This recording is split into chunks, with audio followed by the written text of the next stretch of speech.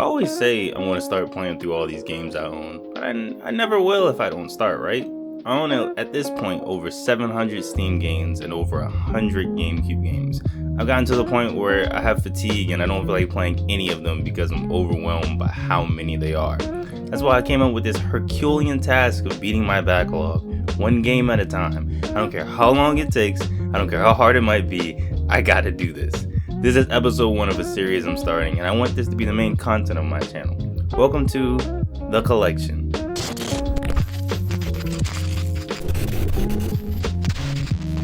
The year was 2004. I was getting ready to move to the suburbs of Atlanta.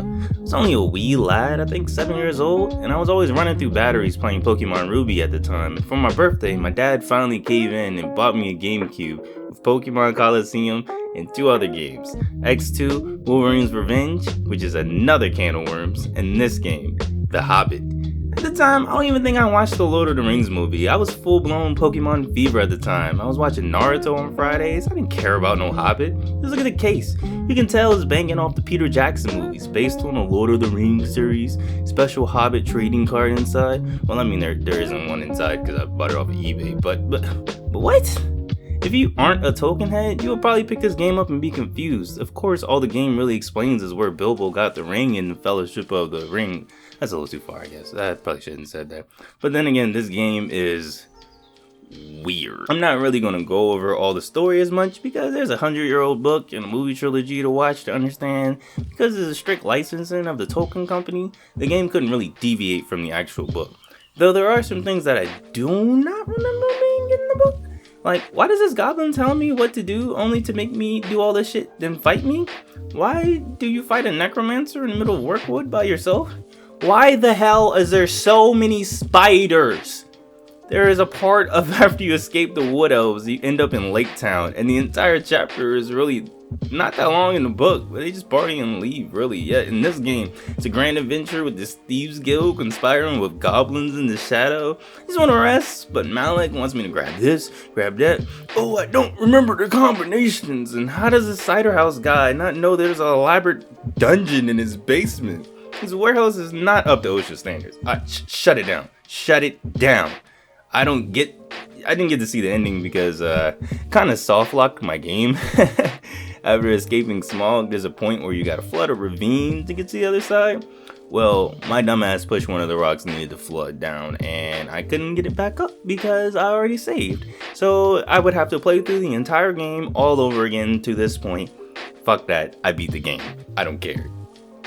I guess that's a good segue to the gameplay of The Hobbit. The gameplay is like a platformer meant for the Nintendo 64, but tries to be like Jak and Daxter or something. Difference is, this platformer, I guess, it's also an aging thing, but the jumping shit is not the move.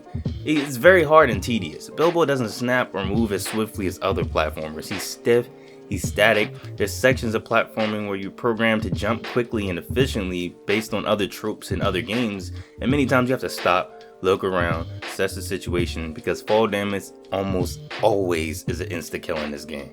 Bilbo has this walking stick that allows him to do a vault kind of thing, like Mario's long jump, but it barely works right.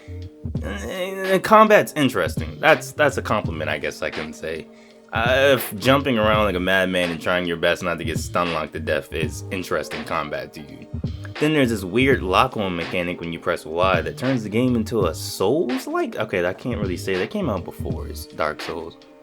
But you gotta dodge roll really slowly? But it is bad. Just never click the button. Just swing and jump and swing. Jump and swing. And I'm not even going to talk about the bosses in this game. The Right Lord is the biggest sack of shit I've ever faced in the entire game, and I've beat all 3 Dark Souls. Look at that. Look how much damage it did. Why can't I jump over this obviously low swing? It makes no sense. Look at that. That's retarded. The hitboxes. Throughout the game, you pick up gems that increase your health and silver that you can use at the end of chapters to buy keys that easily unlock chests and potions or increase the capacity of all your tools. Each level has Bilbo doing everything for everyone while they watch a little hobbit run, jump, climb, complete puzzles, etc, etc, etc. It's very run-of-the-mill in terms of complexity. So there are these stealth sections that are done really well.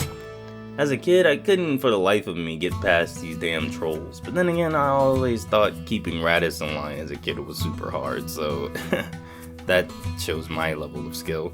Eventually, about halfway through, you get the ring, and by holding Z, you can turn invisible, and it wasn't until the Wood Elf section I realized how powerful this ring is. You can really just activate it and walk around willy-nilly, it doesn't really matter what you do. I guess that's also another segue. The effects of the ring are done really masterfully. There's just these little small details I noticed, like Bilbo's elven sword glows a bluish hue that gives you illuminated dark areas, and spiders and undeads take extra damage from fire. Obviously, this game didn't age in terms of graphics, but I do think it looks good for the time. I am actually playing this on actual GameCube hardware with an HDMI upscaler, and it still looks good. Some games I know look really ugly ones upscale, but this one is not that bad.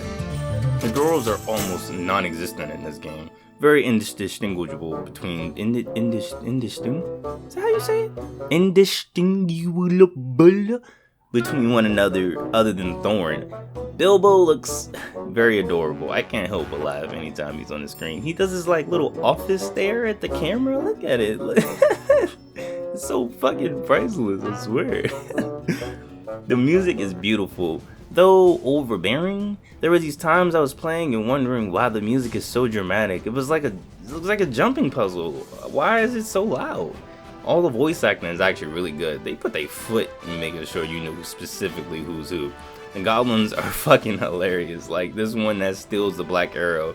Run it through ya! Like the accent is so hilarious. It reminds me of Fable 1 with those super thick British accents they used to have. Though through the great music and wonderful voice acting, there are some truly horrible sound choices. Like, why are the coins so loud? Every time I pick one up, there's 1,000 of them. Gandalf the White, please turn it down. Well, technically, since I didn't beat the game, she got me fucked up thinking I'm going to fight any of the bosses in this game again. So I'm going to just mark it down on the list. I'm going to just say there's 895 left to go. But I would say this is a pretty interesting game. I have like 4 other games on GameCube and a bunch on Steam that deal with Lord of the Rings, and I feel like this one is on the lower echelon of games, I would say, in terms of like if there was a tier list for Lord of the Rings games, this is definitely S- tier. That's definitely for sure. Let's whoop bow sidebar.